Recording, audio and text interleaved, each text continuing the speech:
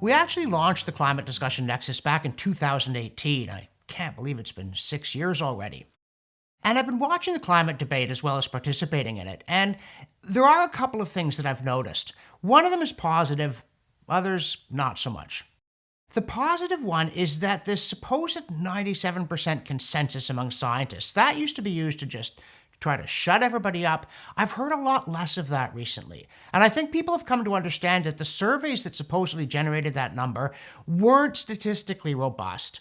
And also, I think they've just noticed that there are far too many people speaking out who are climate scientists by any rational measure who do dispute that there's a man-made crisis. So that's a good thing. On the negative side, it seems to me that, particularly among policymakers, there's less and less interest in evidence of any sort. They'll tell you, oh, the weather's getting worse, we all know it, proves we're wrecking the climate. And if you go and you dig up the historical data on things like hurricanes or flooding or any number of these, you discover that the weather's not actually getting worse. Wherever we have good records, we see that they're getting better or they're not changing, that there's just a bunch of random fluctuation. It seems to me that the alarmists are rather tearing away from the facts, and it's curious. They often describe themselves as being into evidence-based decision-making, but they have less and less interest in the actual evidence. And it gets harder and harder to bring rationality into the debate when they say hurricanes are getting worse, and you say, no, they're not, and they say, oh, which oil company funds you? That really isn't how science is done.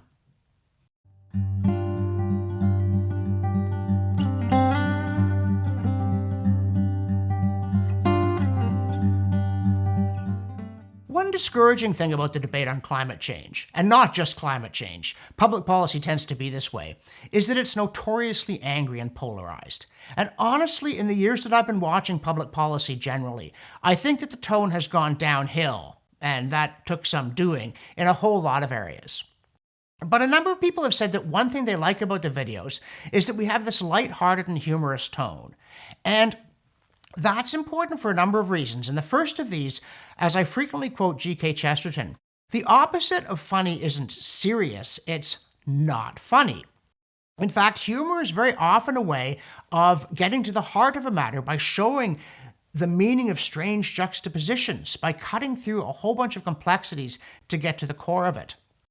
But also, we think that anger's like fire. It's a useful servant, but it's a terrible master. There are things that rightly make you indignant, but when it comes time to fix things, you want to be positive. You want to be hopeful.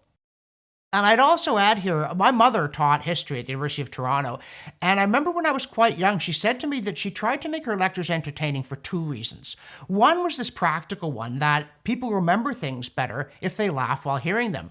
But the other one, she said, I'm taking an hour of people's lives that they can never get back, and so they really ought to enjoy it. And so that's also this sort of moral obligation to the audience, not to be grim and dismal and grind them down. But more than that, it's to do with this overall idea, again, that I frequently express in other forums, that I'm not really optimistic. Optimism is a psychological condition and generally fatuous, but I am hopeful. That's a theological virtue.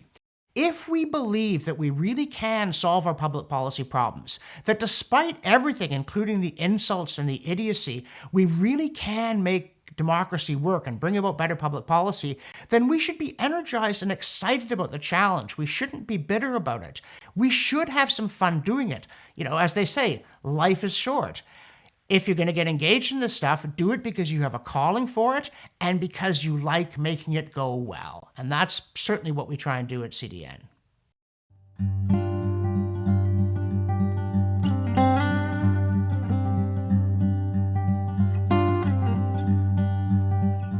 We get a lot of comments on our videos, most of them positive, I'm happy to say, and we really appreciate that. As for the negative ones, if they're intelligent criticisms, we're happy to engage with people. We are trying to start a debate. If we're dealing with someone who's mistaken abuse for argument, we don't have much time for them. And that's true, by the way, also of supportive comments if they seem to be insulting, and we also do not tolerate vulgarity.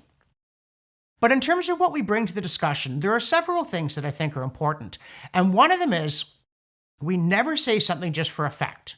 We try to say things effectively, but when we make a point, we make it because we think it's true and relevant. Also, we never underestimate the intelligence of our audience. This is an important discussion. We're talking to engaged citizens. We're trying to reach out to policymakers. We include academics in the debate. What we're trying to do here is improve the quality of the debate, to think more sensibly about the science, and to make better policy. And we trust in self-government. We actually did a video on the question of why you don't just leave it to the experts. I'm a historian by training, and sometimes people say, oh, you're not a climate scientist. And my response first is, the essence of historical inquiry is to look at the past to help you understand the present. And that's actually precisely what scientists do. When they do experiments, it's to say, well, if this happened over and over again when we tried it before, it will probably happen in much the same way again. But we also believe that the whole system of democracy, representative self-government, depends critically on the notion that the ordinary person, the untrained expert citizen, can make reasonable judgments about budgeting, about defense policy, about housing policy, about the 1,000 things that get debated in public affairs. And we include climate in that. We say, yes, the layperson can understand the science, they can understand the economics, they can understand the policy. And we talk to them like grown-ups, and we ask them to do the same. And the response has been enormously gratifying.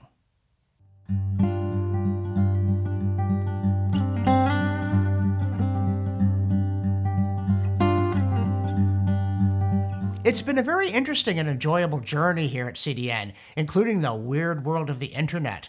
And in fact, when we first started out, we thought that the newsletter would be the main thing that interested people, and then we would do periodic videos to illuminate some of the things that we've been talking about. But as a matter of fact, we got a much better response from the videos, and we follow the military principle that you reward success, not failure. And when we release videos, we're never quite sure what's going to happen. We actually, the first year, we did not get a whole lot of views, but if at first you don't succeed, try again. And suddenly we went viral, and we picked up something like 1 million views in a month, primarily on our video on the 97% consensus myth, which has had over 1 million views just by itself by now. And so sometimes I'm going to release a video and I'm thinking, this one's a blockbuster. This is really important. This goes to the heart of the debate. This revolutionizes it in some way. And then people watch and go, yeah, okay, thanks, what's next? And other times we'll put out a video thinking, yes, it's true. Yes, it's relevant, but there's nothing all that special here. And suddenly it's got 100,000 or 200,000 views.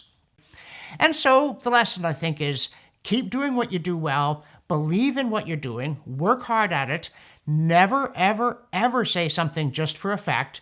Just say what you think is true, and over the long run, you will get an audience. But you'll never know from week to week how this one's going to do.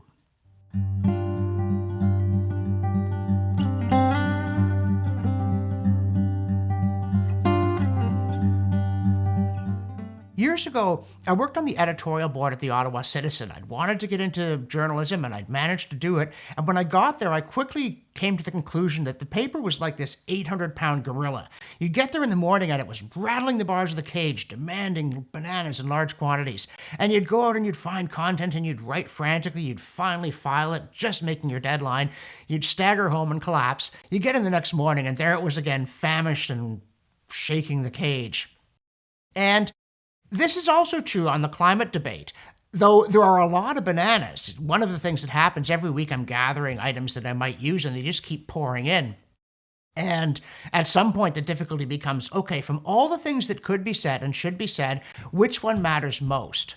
And as it was at the newspaper, some of it is, okay, which one's topical? What has just erupted? Often it's, what unbelievable fatuity has some politician or activist just spouted? But other times, this has come up again and again. I keep seeing items on this week after week, and we really need to have a bit of an in-depth look at it. And other times it is because, so soon old, so late smart, I'll be looking at the issue and I'll suddenly think of something that somehow I hadn't before.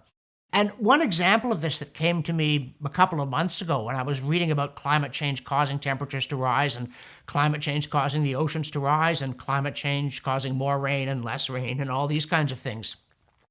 I suddenly thought, wait a minute, climate is the long-term condition of the weather in some place. So if temperature rises, or the seas rise, or ice melts, that ought to be an example of climate change, not something caused by climate change. And I got more and more the sense that to many alarmists, climate change is this invisible but mighty beast that lurks out there and causes damage in these areas and causes there to be more wildfires. And I thought, this is the wrong way of thinking about it. I need to do something on that. So I remember I had a journalistic colleague, another columnist at The Citizen, very different views than mine on many issues, but, we were both trying to feed the gorilla. And he said, there are mornings when I come in here and I am just in despair. I don't know what I'm going to write about. I pick up the paper and some incredible piece of foolishness confronts me. And he said, I call that room service. And, if you keep an open mind and a cheerful attitude, you discover that when it's time to write, the world will give you something to write about. There's so much going on, and so much of it, to be honest, deserves the knucklebone shampoo. But again, we also try to think, well, what are our viewers wondering? And we get letters from people saying, gee, could you try and explain this? I'm puzzled by that. Or, oh, people keep saying this and I wonder how to answer it. So it comes in from all kinds of areas. And that's one of the things, to be honest, that makes the job a lot of fun.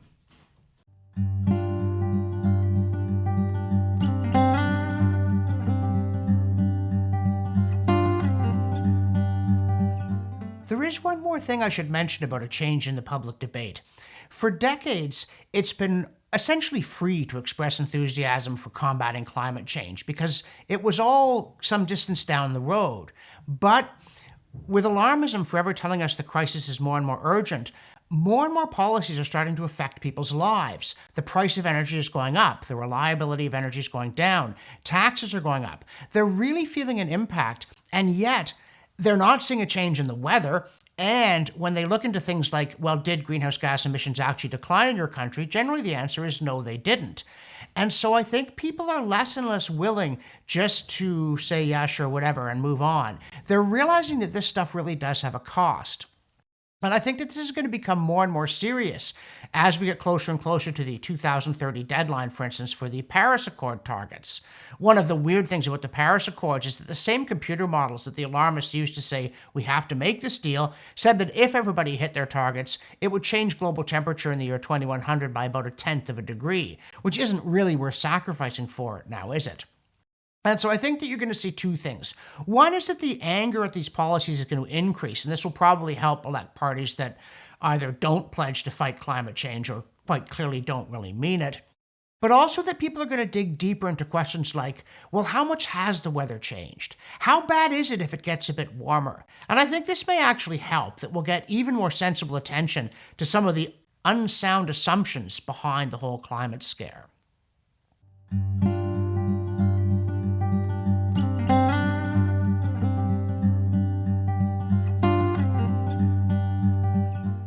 A critical point about the climate debate is the role of the supposed experts. And I'll tell you that partly because I have worked as a journalist for years, I'm always very skeptical of a headline saying, experts say. What it means is that the reporter found somebody somewhere who agrees with their point of view and has an academic job and then quoted them 9 times out of 10. And you're thinking to yourself, nobody ever heard of this person before. They're at the University of North, South, East, West Dakota and the sociology department. How are they the expert that you really have to listen to? But one of the groups that they often point to is the Intergovernmental Panel on Climate Change, which is part of the United Nations, and apparently that's meant to give it more credibility, though I'm not really a huge fan of the United Nations.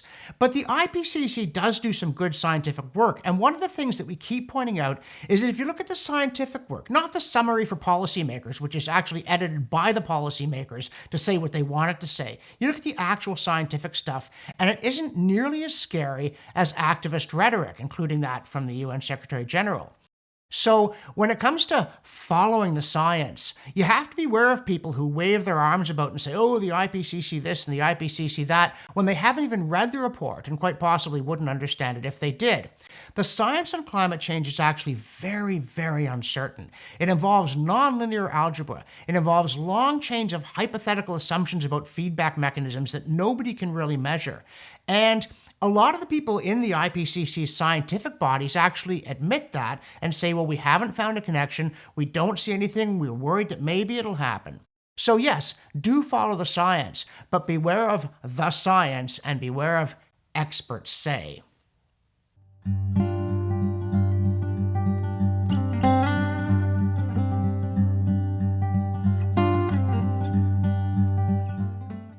as I think is true of any job, when you're involved in the details and you're racing to meet a deadline, you've got this, you've got to do, you've got that, you've got to do, and you're doing your best. But when it's done, you're sometimes not quite certain, well, how good was that? And again, when we release a video, we're never quite sure how it's going to do. But based on the response, we have managed to maintain a very high standard, and there are some that I'm especially pleased with. And to some extent, that is based on the public response. For instance, we knew the 97% consensus myth was an important thing to address, and we knew it was a bit tricky because it involves, to some degree, these surveys that were done of scientists that are statistically bogus. So that means we have to get into the math. Oh boy, what fun.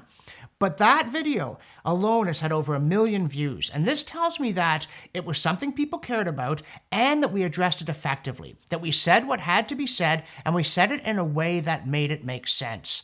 So that's always very gratifying. There's also my video on A Historian Looks at Climate Change, where a number of people had objected that a historian shouldn't look at climate change, and I wanted to explain why I thought that wasn't right, that history is really the essential basic inquiry. I mean, that's what history originally means. Science used to be called natural history because it's all about looking for patterns in the past to tell us what is likely to happen in the future and what other method have we got. So I like that one. It's always nice when you see one of the readouts that gets 50,000 or 100,000 views because you know, yes, we did manage in that one to say something that mattered in a way that resonated. So this to me is very gratifying.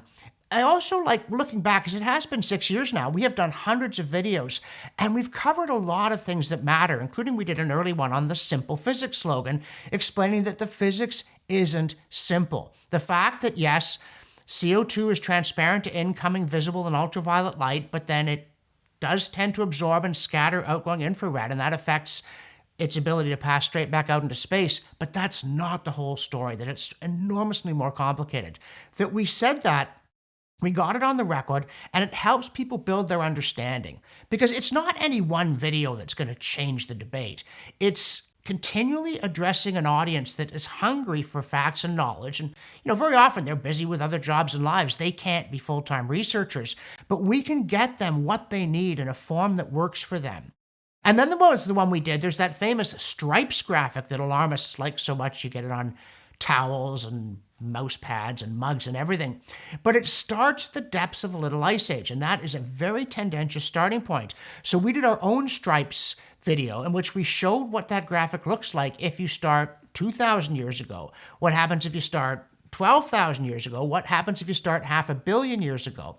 And I really like the ones where we bring history to bear, because this to me is the most important evidence there is. But we're always interested in what you think we should do videos on. We are, again, so grateful that we have this audience. It proves that what we're doing is worthwhile. The customer is king, and we would like to hear from you. Given what we've done already and how well it's gone, what do you want to see us do next? Because it's been a great 6 years, and we're only looking forward to more and better in the years to come.